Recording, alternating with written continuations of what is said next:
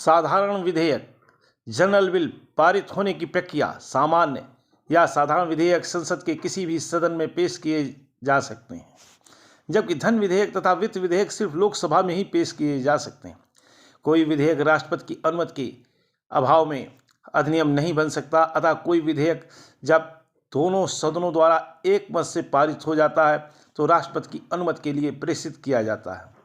साधारण विधेयक का प्रत्येक सदन में 3 बार वाचन होता है। प्रथम वाचन में मंत्रिपरिषद की अनुमति से विधेयक को सदन में पेश किया जाता है। उस समय जब तक कि विधेयक विवादास्पद न हो उस पर कोई विचार विमर्श नहीं किया जाता। द्वितीय वाचन के 2 भाग होते हैं, विधेयक के उपबंधों पर सामान्य बहस तथा विधेयक के खंड उपखंड पर विचार विमर्श। सामान्य बहस तब होती है जब विधेयक का प्रस्ताव सदन के समक्ष यह प्रस्ताव रखा जाता है कि विधेयक पर विचार किया जाए अथवा उसे प्रवर समिति सेलेक्ट कमेटी को विचार के लिए सुपुर्द कर दिया जाए। प्रवर समिति की रिपोर्ट के पश्चात विधेयक के एक एक खंड पर विचार किया जाता है। इस स्थिति में विधेयक में संशोधन किए जा सकते हैं। इस प्रकार के विचार विमर्श के पश्चात विधेयक पर मतदान होता है। इसके पश्चात तृतीय वाचन की स्थिति आती है। तृतीय वाचन मुख्यतया औपचारिक फॉर्मल होता है।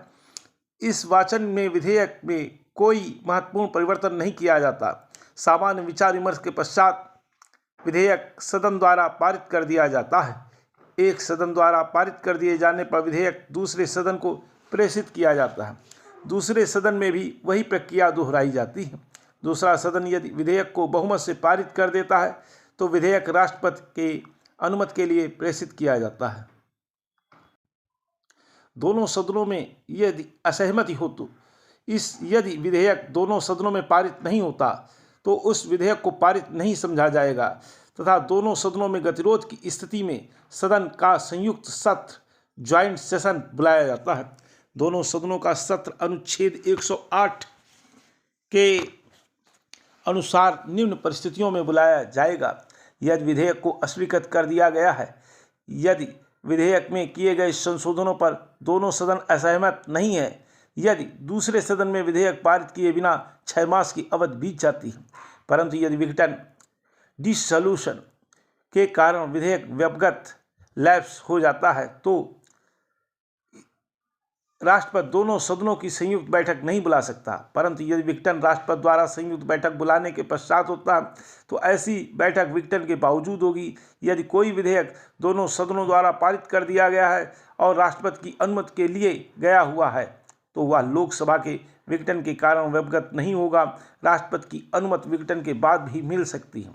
यह दोनों सदनों की संयुक्त बैठक में दोनों सदनों में उपस्थित तथा मत देने वाले सदस्यों की कुल संख्या के बहुमत से पारित हो जाता है तो वह दोनों सदनों से पारित समझा जाएगा। दोनों सदनों की संयुक्त बैठक में ऐसे संशोधनों के सिवाय जो कि विधेयक पारित होने में देरी के कारण आवश्यक हो गए हों, कोई अन्य संशोधन प्रस्तावित नहीं किया जाएगा। धन विधेयक मनी बिल। भारतीय संविधान के अनुच्छेद 109 के अनुसार धन विधेयक सिर्फ लोकसभा में पेश किया जाता है। धन विधेयक के विषय में लोकसभा को आत्यंतिक एब्सोल्यूट अधिकार प्राप्त है। इसे राज्यसभा में पेश नहीं किया जा सकता। कोई धन विधेयक राष्ट्रपति की संस्तुति के बिना लोकसभा में प्रस्तावित नहीं किया जा सकता। वस्तुतः राष्ट्रपति की संस्तुति मंत्रिमंडल की संस्तुति ही होती है, परंतु कर टैक्स को घटाने या समाप्त करने के लिए उपबंध करने वाले किसी संशोधन को प्रमाणित करने के लिए इस खंड के अंतर्गत राष्ट्रपति की संस्तुति की आवश्यकता नहीं होती। धन विधेयक लोकसभा द्वारा पारित किए जाने के पश्चात राज्यसभा को उसकी संस्तुति के लिए प्रेषित किया जाता है। राज्यसभा द्वारा इस विधेयक को अपनी संस्तुति के पश्चात 14 दिनों के भीतर लौटा दिया जाना चाहिए। लोकसभा राज्यसभा द्वारा की गई संस्तुतियों में से किसी को या सभी को निरस्त कर सकती हैं। यदि लोकसभा राज्यसभा द्वारा की गई संस्तुतियों में से किसी को स्वीकार कर लेती है तो धन विधेयक दोनों सदनों में पारित समझा जाएगा।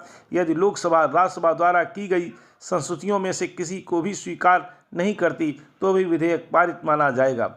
यदि राज्यसभा विधेयक 14 दिनों के भीतर वापस नहीं करती तो उक्त अवधि की समाप्ति के पश्चात धन विधेयक पारित समझा जाएगा। धन विधेयक पर लोकसभा तथा राज्यसभा में गतिरोध होने पर धन विधेयक पर लोकसभा को अंतिम शक्ति प्राप्त है। राज्यसभा उसे अधिक से अधिक 14 दिनों तक रोक सकती है। यदि लोकसभा तथा राज्यसभा के मध्य धन विधेयक के बारे में गतिरोध या मतभेद है तो भी विधेयक को पारित समझा जाएगा, जैसा कि लोकसभा ने उसे पारित किया था। राज्यसभा के मत या संस्तुतियों का कोई प्रभाव नहीं होगा। धन विधेयक के बारे में खास बात यह है कि राष्ट्रपति इस पर या तो अनुमति दे या न दे, उसे धन विधेयक को लौटाने का अधिकार नहीं है। अर्थात राष्ट्रपति लोकसभा द्वारा पारित करने के पश्चात धन विधेयक को लौटा नहीं सकता, वह हस्ताक्षर करने को बाध्य है। वित्त विधेयक, फाइनेंशियल बिल तथा धन विधेयक, मनी बिल निम्न मामलों में समान है। दोनों सिर्फ लोकसभा में ही प्रकाशित हो सकते हैं। दोनों को प्रस्तावित होने के पूर्व राष्ट्रपति की संस्तुति आवश्यक है। अन्य मामलों में वित्त विधेयक साधारण की भांति होता है।